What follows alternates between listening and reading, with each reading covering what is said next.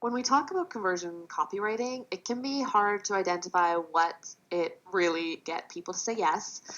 It can be hard still for people who are new to it to really understand. At its core, conversion copywriting is different from the copywriting you may be used to because it is measured by whether or not a person converted. So when we're talking about something like copywriting, you might see an agency copywriter do, you're usually measuring that copy based on how likable it is. Did the client feel good about it? Is it clever? Is it something that makes you feel but doesn't necessarily make you act? So that doesn't mean conversion copywriting won't also make you feel. We'll be using emotion as well with conversion copywriting, but it is not the kind of thing that you're thinking about when you're writing a tagline or coming up with a concept for an ad. I have background in that world as well, so for me, it's pretty easy to tell the difference. But if you haven't written taglines before or put together billboards or things like that, then it can be hard to know the difference. But ultimately, it comes down to getting the reader, and thinking of them as a reader, of course, getting that reader to the point of yes. And to do that, we don't rely on the power of sitting around a boardroom table and brainstorming as a creative group. As great as that can be for some things, that's not what we do when we're writing copy that converts. So we're going to use voice of customer data. All of these things you're learning about in 10x landing pages, they don't apply just to landing pages, but they apply immediately to landing pages, but we'll use them throughout all of the conversion copywriting that you'll do. If you take 10x emails, you'll also find that you're using the same things we're talking about here because it's all about conversion copywriting. So using that voice of customer data, those frameworks, the formulas, the proven persuasion techniques, that means having an account with Deep Dive, so DEEP DYVE. That's where you can access online journals. So you can read about what academics are learning in their studies of how people make decisions, how millennials make decisions, how people make decisions on mobile versus in a store itself versus on a larger device versus at their desktop. So all of those things are going to inform how we go about writing copy to get the yes. We have to understand as much as we possibly can about our one reader's context. And that context is huge, right? It's not just where they're standing, but it's like the world in which they're living at that moment. So what's happening in their lives that's driving them to come seek out a solution like ours today? And of course, believing that there's really no reason for a person who's in the right stage of awareness, there's no reason for them not to move on an offer we make them today, as long as we make them the offer that matches where they're at and where we want them to be versus where we really hope they'll be. Like, oh, let's hope that today they're, even if they're in an early stage of awareness, like they're only pain or problem aware, we're going to try to get them to buy today. That's generally problematic, and that's something that a conversion copywriter would hesitate to move forward on. So there's a lot that goes into thinking about how to write copy that converts. But this is the general definition, and the more you go through 10x landing pages, the more all of this stuff will come together, and you'll see that it's not about being clever in any way, shape, or form. It's not about wordsmithing. And problematically, for some writers, you have to abandon a lot of the stuff that you're most proud of as a writer. So what conversion copywriting can do for you, if you are a writer who writes on the side, let's say you've got a novel in your desk that you're just like dying to finish.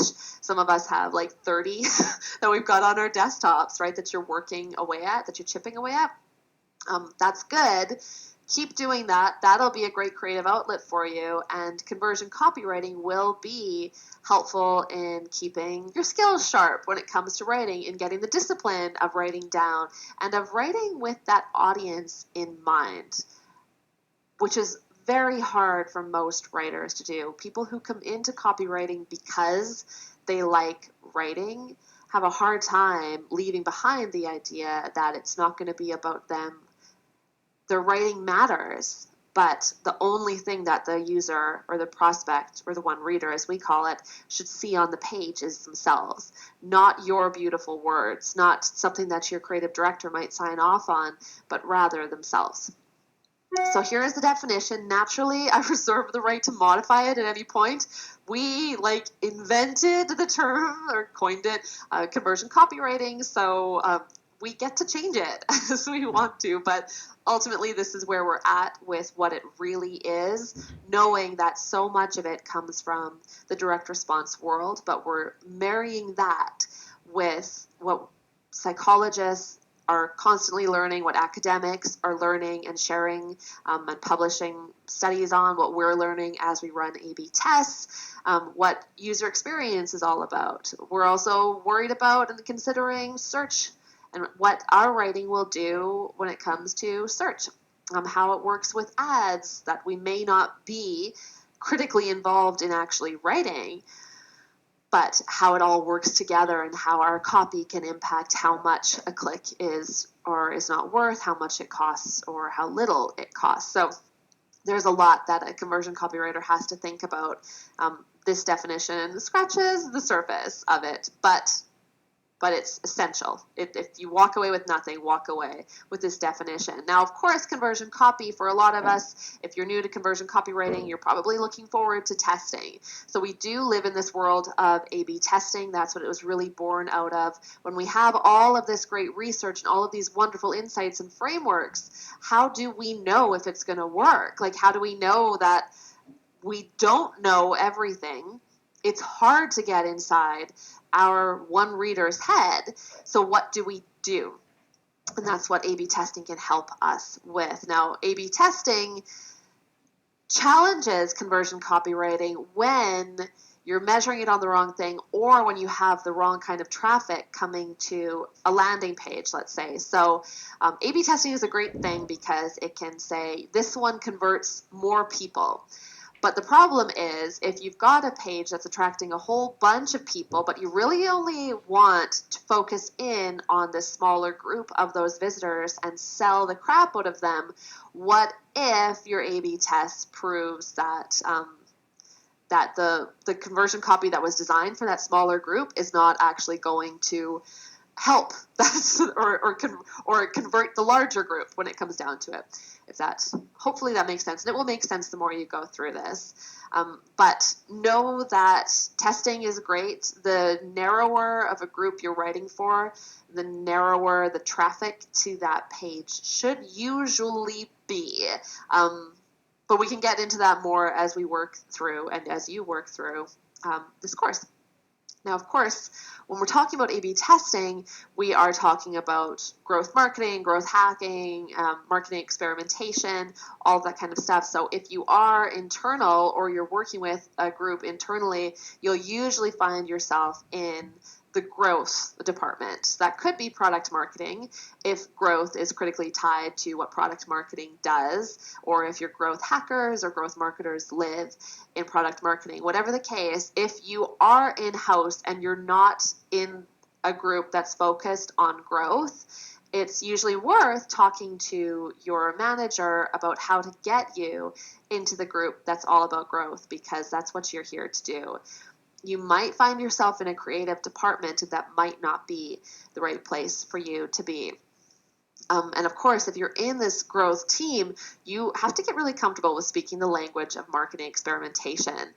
So keep that in mind, that as you work through everything in this course, do keep your ears open for A/B testing and multivariate testing and all of the language that is attached to what it means to test.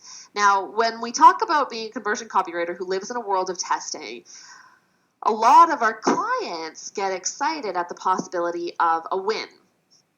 Oh, you're going to write copy for us and we're going to test it and there's going to be a great win. But what you should take away is that learning is winning. Research is a huge part of what you'll do as a conversion copywriter. So the more you can learn, the better you can iterate and the closer you can get to test that quote unquote win or that bring in big revenue lifts. That said, I recommend that you never, ever, ever, ever, ever guarantee a win. You shouldn't guarantee anything with your services other than that you'll do them on time to the best of your ability. And well, that's really it. So outside of that, I wouldn't recommend that you guarantee anything because there are far too many unknowns, and you have to allow yourself some time in the early stages of, let's say, a testing roadmap to figure out what works for that one reader versus what does not work for that one reader. Make good hypotheses based on research, but know that you won't know until you put it out there and test. That's one of the huge reasons that we test, is because exposing 100% of traffic to something that might not be the right thing to say is problematic for the business. So don't guarantee anything. Guarantee that you will be there to be involved in the split test and that you will, of course, get the work done on time. But other than that, it's really about taking away these learnings. You should, of course, then always guarantee a learning. And then, of course, you should be careful to make sure that the next time you run a test is based on what you've learned before. So there's a tendency to run a test, say, oh, that didn't work, and like abandon, or oh, that worked, and think you know what you should do more of now. So just be careful as you go through and run copy tests that you're taking away the right learning from something and that you're using it to create the copy for the next test. And that doesn't mean that you have to like narrow in on or zoom in on what you learned there. It could just mean, hey, we learned this one thing, but what if we could convert more people by going in the other direction?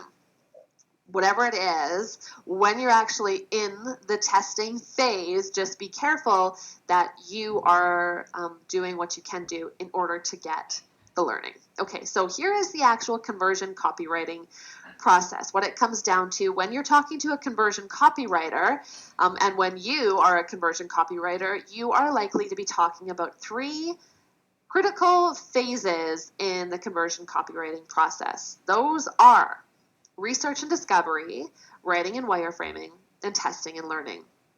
We start with research and discovery. It's in the top left. We move over to writing and wireframing, and then we go to testing and learning, and then we go back and do more of the same. So it's cyclical process. Optimization never ends. We always want to go through what's happening here, what you're seeing here on the screen.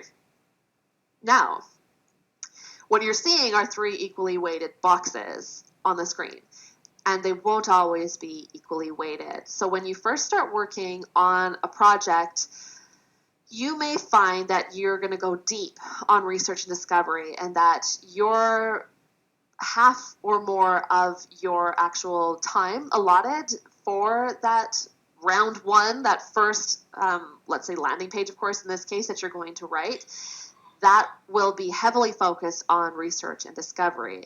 Then you'll do some writing and wireframing, and of course, then you'll test and learn. But that would be round 1, where you're going deep on research and discovery. Round 2, after you've done that test and you've learned something, you may find that you then go do a lot less research and discovery, but now you're going to spend more time based on how much you're learning.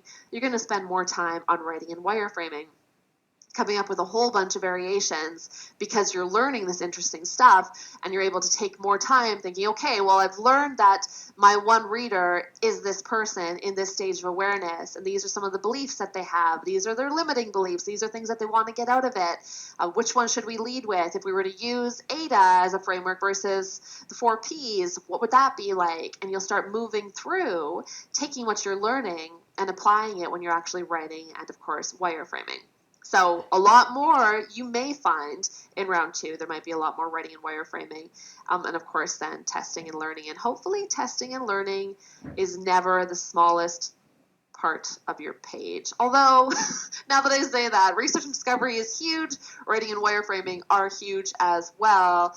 And testing alone isn't that big, but the learning part of it, running the test and then having that post-mortem where you talk about what you've learned and what to do next, that shouldn't be taken lightly.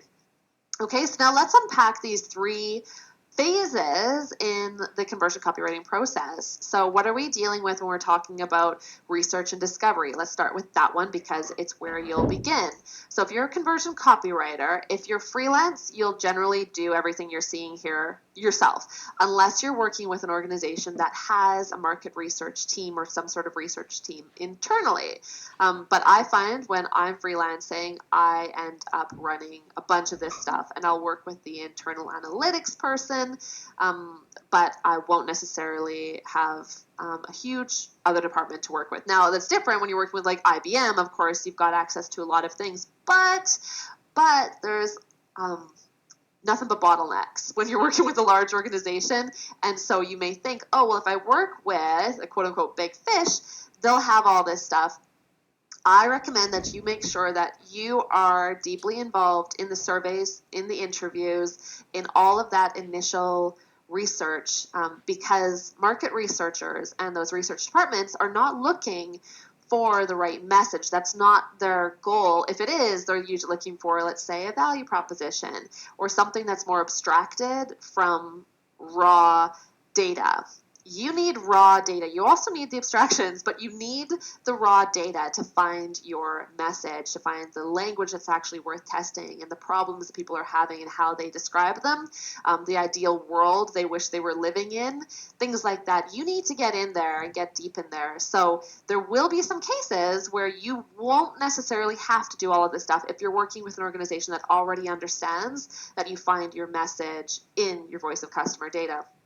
But if you're not working with such an organization, you are likely to find that you're going to run the surveys, you're going to run the interviews. Definitely you're going to do the review mining. You'll put the poll question on the page. You'll have to figure out what that question is and what problem you're trying to solve, what question you're trying to answer. For that landing page in particular, you'll put the heat maps on there. And if you use something like Hotjar, a lot of this stuff just is baked right into it. And all you have to do once that code is installed is set up the poll question and then look at the heat maps and watch the recordings. And again, this isn't an exhaustive list of ways that you can research here. There's so many other ways as well. But these are kind of core to what we do. If you don't look at these, I would go like, why didn't you do that? You'd probably find X, Y, or Z if you had gone and done a poll where you could immediately understand what your landing page is lacking because you had a pop-up poll, like a slide up from the below, with a question that you could then get an answer to that would help you rewrite or at least craft a hypothesis for what you need to do on the next iteration of that landing page. So lots of things there, lots of things for you to consider. Usertesting.com. You're going to learn all about this stuff anyway in this course, so do watch that. Watch the module that's all about research in this course. And things that we don't talk about are like going through support transcripts and chat transcripts. That can be like extremely enlightening. And if you don't have chat on a landing page, see if you can get it installed on the landing page and then actually man the chat. Or if someone else has to man it because you don't have the answers that people need, make sure that they do and then that they save those chat transcripts and that you get access to them. Because holy crap, just seeing what people are wondering when they're on the landing page you're trying to optimize, that's how you get inside their head. They're only looking for answers, and they're telling you what answers they need. So those transcripts can go a long way. Then, after research and discovery, so you do that and you synthesize what you learn. So you don't just have a bunch of stuff there that's all dumped into a Dropbox folder, but you go through it all and you move it into a report. Our solution error story is built with that in mind, with taking all of these different ideas, all of this research, this data you're coming up with, putting those into cards, and then dragging and dropping those cards onto a document so you can have that synthesis there on the page. It's just a report is what we generally call it, your messaging report, where you're dragging and dropping in these pieces that you're taking from surveys, interviews, review minds, all the insights you're getting from polls. Maybe you have the heat map saved as an image in Error Story that you can then drag onto the page itself, the chat transcripts, all of it goes in and you synthesize it and have takeaways that lead to hypotheses for what you should be writing, what actually goes on the page, and of course, whom you're actually speaking to. So what does that look like? All of the things that you're going to learn about in in 10x landing pages, and that you're probably learning about if you follow copy hackers at all. So having that spit draft, that initial first draft that's just there to help you organize your messages, figuring out what your voice is, using frameworks, formulas, templates, tapping into what academics know and are sharing, and what people who run A/B tests know and are sharing, knowing that you have to take everything with a grain of salt, but that it may help inform what you're going to write.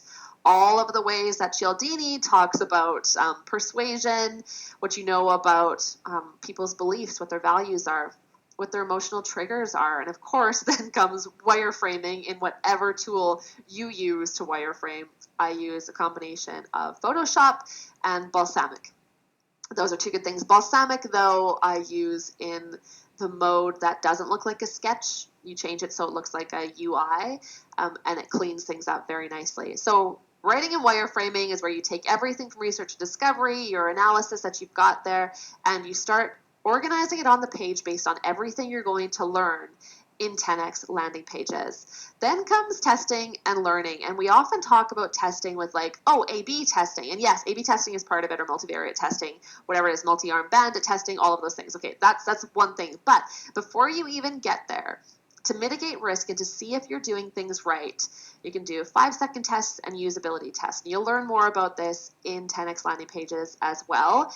So you can actually just take pieces of what you're writing, and instead of going out and just A/B testing them and exposing your traffic that could convert or could not convert to those new messages of yours, you can put a screenshot on 5-second tests, 5-second tests, and just ask the questions that you're trying to answer with that copy and see if people in general answer and understand what you're trying to say, so they're able to answer those questions. And that can help you drive further and further to a point of clarity.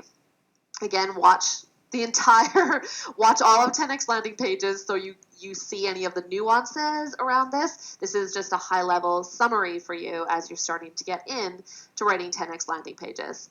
Before and after can be problematic. Like, I've got this as the 5th note here under testing and learning, this before and after idea. But a lot of us have clients that want us to work on landing pages that they will not have a ton of traffic driving to, enough to, let's say, actually split test. So what do we do with those? Well, it's not reliable, but we can say, okay, well, this was converting. People were downloading, 3% of visitors to this page were downloading the ebook when it looked like this and when it sounded like this. When we came in and did this new landing page for the same ebook, we got 6% conversion rate. Okay, so that's not anything that you could write a blog post about or that you could make into necessarily a case study that would be that credible, but you and your client know it's working, right? That's a big part of making sure that the client feels good. And now if that conversion rate drops on the new variation, you have to learn from that too with this before and after. So be sure that you're not trying to look for the wins all the time, because you will have a lot of non-winners that win insofar as learning is concerned, but not insofar as conversion rates are concerned. So big takeaway there is there are lots of ways to measure outside of A/B testing, although A/B testing is ultimately, for now at least, the be-all and end-all of measuring how things are working. When you do something like personalization, that's yet another example of where you may have to rely on before and after versus A/B testing, because personalization is built differently. But usually whatever personalization tool you're using, or your behavioral marketing tool, whichever one you're using, they will help you understand, using split testing, whether that personalization is actually working. Now, when you look at all of these things, it might start to look like research and discovery and testing and learning are closer to each other than writing and wireframing are, because testing and learning is a big part of research and discovery. So you may find yourself doing what's here on the page, where you have a flow that combines, it doesn't combine into one, but it considers as closely tied together research, discovery, testing, learning, because they feed into each other and they also, of course, feed into what you write and wire. But writing and wireframing is a different skill set. You have to do the writing and wireframing. You don't have to do the research, discovery, testing, and learning. You don't have to do any of those things on the left. You just have to use them as inputs. So you may find that when you're a conversion copywriter or working in conversion copywriting, everything that's here on the left is done by someone like Peblaya, right, or a conversion consultant, where maybe they don't do it, but they make recommendations to do it, and then they also make recommendations for somebody to come in and interpret that into better converting copy. That's neither here nor there, but the point is, don't be surprised if you're often brought in for everything that's here on the right, and stuff that's on the left has already been considered, and now it's your job to go through it and make sense of it, which is extremely high value work. Okay? Now, the result of this, compared to other forms of copywriting, the result of this is informed, data-driven copywriting. And if there's a business on the planet that doesn't want that, I would be shocked I haven't met them. So what it comes down to for conversion copywriting, always start with research. Always do a spit draft in a wire and then write over that using voice of customer data, using what you learn about persuasion, using everything you're going to learn in 10x landing pages, and then always be involved in that testing process.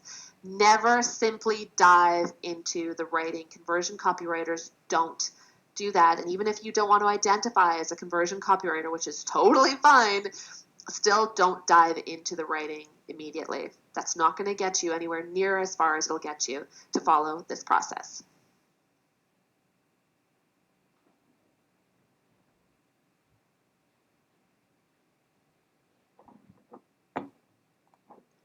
When we talk about conversion copywriting,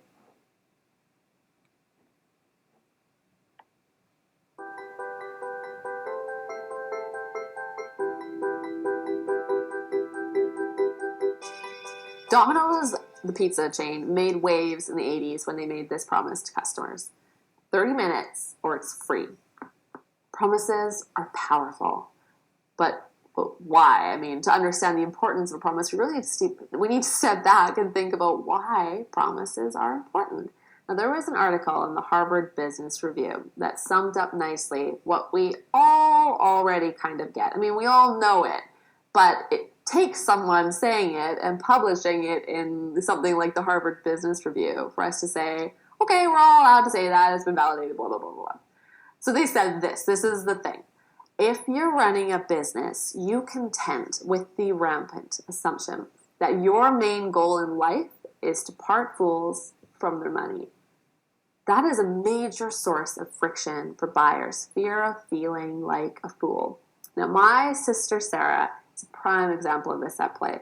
When I told her that my best friend Angela had paid a sleep consultant $200 for an hour of online coaching in order to help her baby sleep better, Sarah could not believe her ears. It didn't matter that Angela raved about this sleep consultant. It didn't matter that the sleep consultant actually helped Angela get her little boy to sleep through the night, which in turn, of course, transformed her quality of life and made her feel more connected to her son.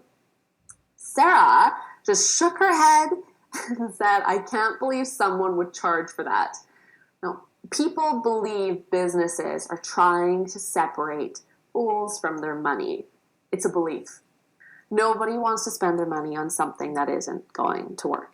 So if you can make a promise to people, you actually put some skin in the game. There's a sense of a consequence, and that's what's so powerful. Now, a promise is something that people can actually put you to task on. You could order a pizza from Domino's and wait at the door with your stopwatch in hand. You could do that. You could tell if they'd kept their promise or not. But what was the promise, really? It was just a repositioning of Domino's money-back guarantee with a little extra oomph. And this is the oomph. They'd also give you your money back if you were unsatisfied, of course. You'd get to keep the pizza, of course you would. And they could say, I'm sure, based on data, that 9 times out of 10, they actually delivered pizzas within 30 minutes of taking an order. So they could turn their existing service and their existing guarantee into a promise and risk very little while getting major payoff. I mean, people love the promise. So is there something you could promise in your copy?